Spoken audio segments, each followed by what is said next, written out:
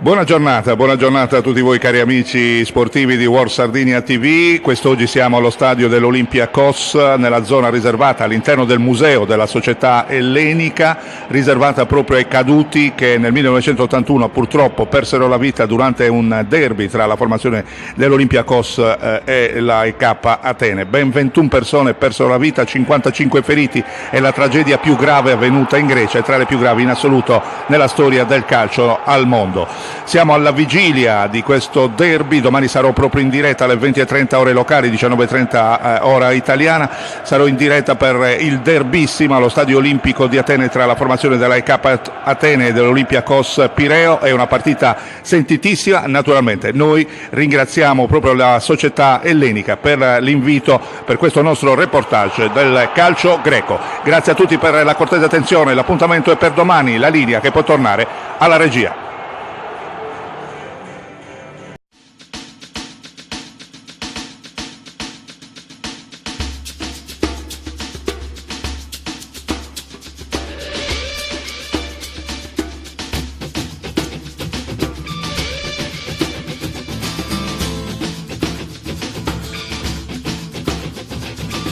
Monday morning runs, Sunday night screaming, slow me down before the new year dies. Well, it won't take much to kill a loving smile, and every mother with a baby crying in her arms singing, give me help, give me strength, give the soul a night of fell asleep, give me love, give me peace.